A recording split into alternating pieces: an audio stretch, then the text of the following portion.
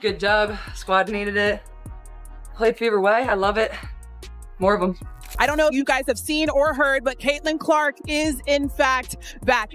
Caitlin Clark didn't just return from injury, she detonated. 32 points, 9 assists, 8 rebounds, and a jaw-dropping barrage of 3-pointers that left the undefeated New York Liberty stunned, confused, and dethroned. One shot in particular, a 34-foot logo bomb, silenced every critic in the building. The Liberty thought they had buried her. Instead, they accidentally wrote the opening scene of her revenge arc. This wasn't a comeback. This was a statement. Loud, vicious, and historic. And it wasn't just what she did, it's how she did it. Because what unfolded that night wasn't just domination, it was humiliation. And the entire WNBA felt the aftershock. Just 3 weeks earlier, it looked like the Fever's season had been derailed. In a rough physical matchup against the Liberty, Caitlin Clark suffered a quad strain, an injury infamous for its impact on movement, balance, and explosiveness. You're just excited more than anything.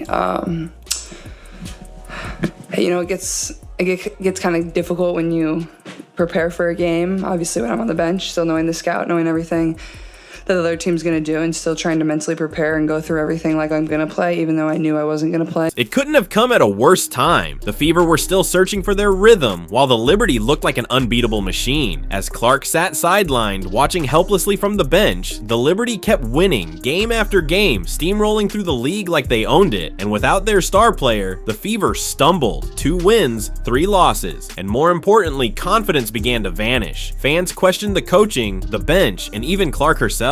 Was she rushing her rise to the pros? Could she recover? Would the injury linger and destroy that explosive first step, that range that stretched defenses to half court? For a minute, the silence around her felt deafening, and maybe that's exactly how she wanted it. Behind the scenes, Caitlin Clark wasn't waiting, she was preparing. But I've been told I don't anticipate, you know, a certain level. I'm not a huge fan of minute restrictions. I think that's silly. I told them, you know, I don't want to come back unless I'm 100% full go. Why would I be out there to play 20 minutes? I'm out there to win and give everything I have for this team. While media headlines speculated and doubters whispered, Clark was watching film, analyzing defenses, and pushing herself through every mental rep imaginable. When asked about the layoff, she didn't flinch. The hardest part is when you start to feel good, she said, but you've still got to build back into game shape.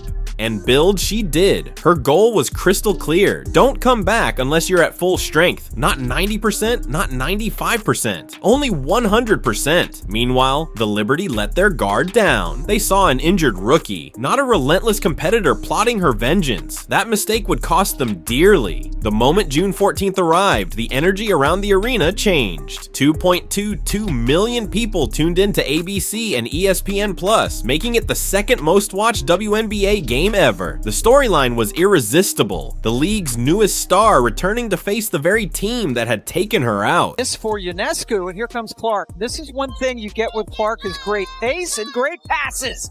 Found Boston perfectly.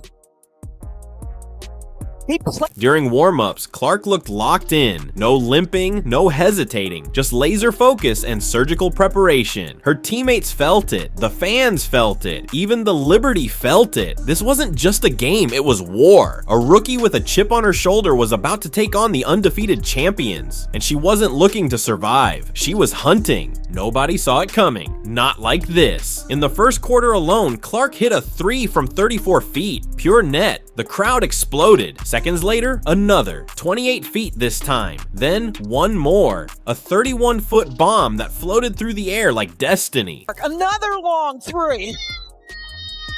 She's back!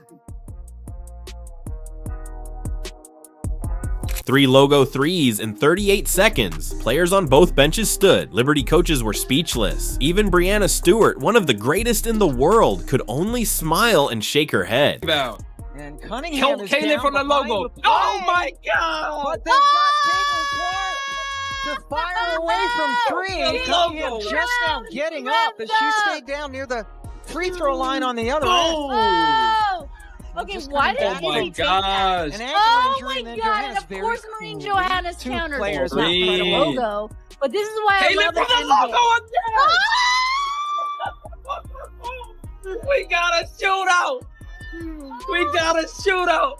Oh my God! No! It wasn't basketball anymore. It was performance art. Clark wasn't just back. She was rewriting the rules of the game, live on national television, and the world was watching. By the time the final buzzer hit, Clark had compiled a stat line that looked like it belonged in a video game. 32 points, 9 assists, 8 rebounds. But those numbers only tell half the story. Steps back with the 3 over Brianna Stewart.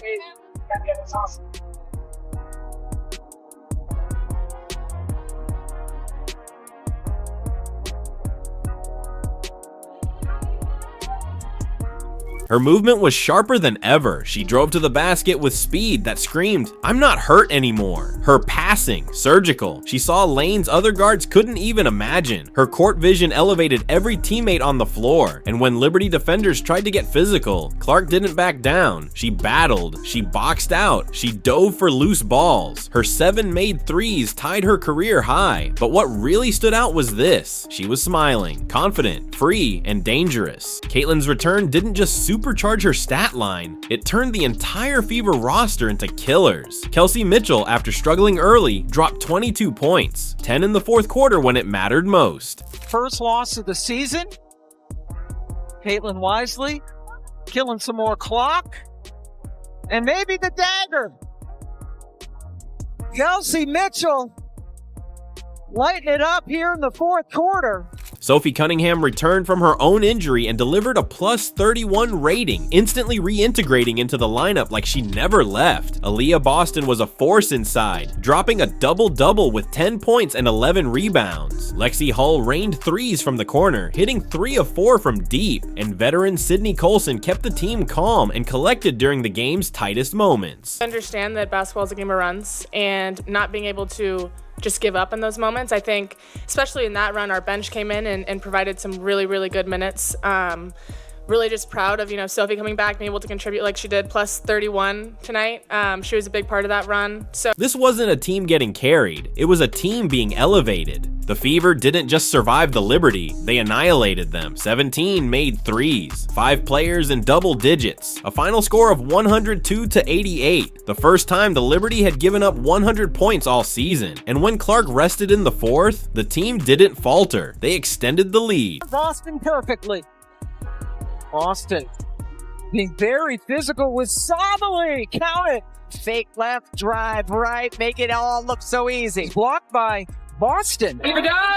The chemistry was undeniable. For the first time all season, this looked like a championship team. This was no longer about one rookie's comeback. This was about an entire roster rising up together and announcing to the world that Indiana Fever basketball had arrived. As the final seconds ticked off the clock, the message was clear. Caitlin Clark is not just healed, she's evolved. And the Fever aren't just playoff contenders, they're WNBA disruptors. The Liberty lost their streak, their pride, and their grip on the league narrative, all in one night. And the scariest part? This is just the beginning. If this is what Clark looks like after a 3-week injury break, what happens when she's locked in for the rest of the season? It's incredible to see the type of reach that we can have and how much people love basketball across the globe. So that's really cool. So if you know them, tell them I say hello. And the league better pay attention, because Caitlin Clark isn't playing catch up anymore. She's setting the pace. If you felt the fire in Clark's return, smash that like button and drop a fire emoji in the comments for CC.